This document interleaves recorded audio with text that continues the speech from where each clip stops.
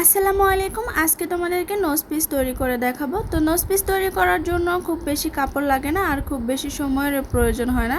দেখতে পাচ্ছ আমি এখানে 13 ব্যাগে এক টুকরো কাপড় নিয়ে নিয়েছি, খুবই অল্প পরিমাণে কাপড়। এই কাপড়টি দিয়ে এখন তোমাদেরকে নোজ পিস তৈরি করে দেখাবো। তো প্রথমে আমাদেরকে কাপড়টিকে একটি ভাঁজ দিয়ে দুই পাট করে নিতে হবে। তো দেখতে পাচ্ছ আমি কাপড়টিকে একটি ভাঁজ দিয়ে দু পাট করে নিয়েছি। বন্ধ সাইড আমার দিকে আছে আর অপর সাইড খোলা আছে। তো এখানে কাপড়টির দুই পাটে আমাদের 8.5 ইঞ্চি পরিমাণ আছে। তো আমরা টোটাল 8 ইঞ্চি পরিমাণ রাখবো নোজ পিসের চড়া, আর হাফ ইঞ্চি আমরা বাড়িয়ে নেব সেলাইয়ের জন্য। তাহলে আমরা এখানে 8.5 ইঞ্চি নিয়ে নেব।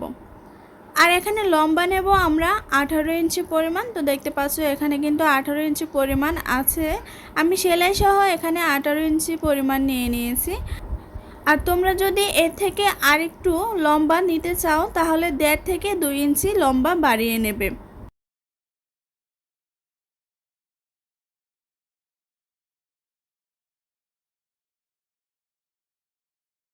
এরপর আমাদেরকে এখানে রাউন্ড শেপ দিয়ে নিতে হবে। তো ফ্রি হ্যান্ডে আমি চক দিয়ে এখানে মার্কিং করে নিয়েছি, তোমরাও আস্তে আস্তে করে এভাবে চক দিয়ে মার্কিং করে নেবে।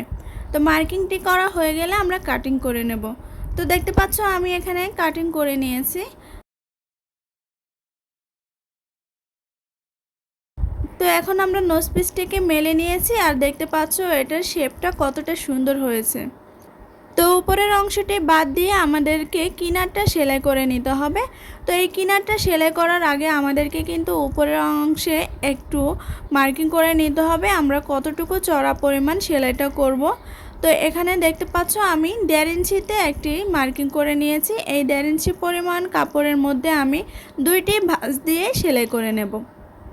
তো এই উপরের সেলাইটা করার আগে আমাদেরকে প্রথমে এই কিনারের অংশটিকে সেলাই করতে হবে। তো এখানে আমি চিকন করে দুই ভাঁজ দিয়ে সেলাই করে নেব। তো এখানে যদি তোমরা সেলাই করতে না চাও, হাতের কাছে যদি তোমাদের পিকো মেশিন থাকে তাহলে তোমরা পিকো করে নিতে পারো, তাহলে এর ফিনিশিংটি আরও সুন্দর হবে।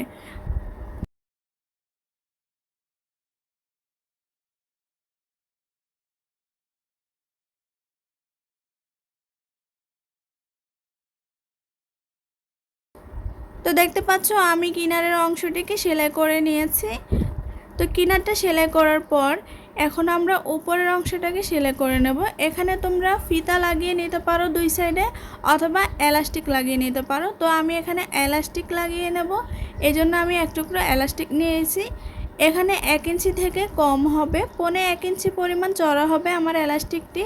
তো তোমরা 1 ইঞ্চি পরিমাণ এলাস্টিকও এখানে ইউজ করতে পারবে।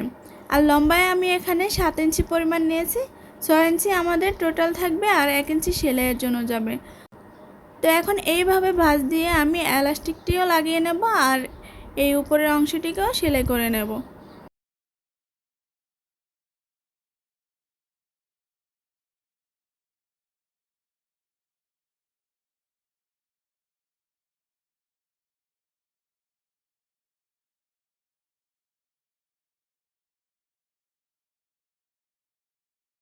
তো ভিডিওটি কেমন লাগলো অবশ্যই কমেন্ট করে জানাবে। আর যদি আমার চ্যানেলে নতুন হয়ে থাকো তাহলে অবশ্যই চ্যানেলটিকে সাবস্ক্রাইব করে পাশে থাকার বেল আইকনটি অন করে রেখো আমার পরবর্তী ভিডিও পাওয়ার জন্য।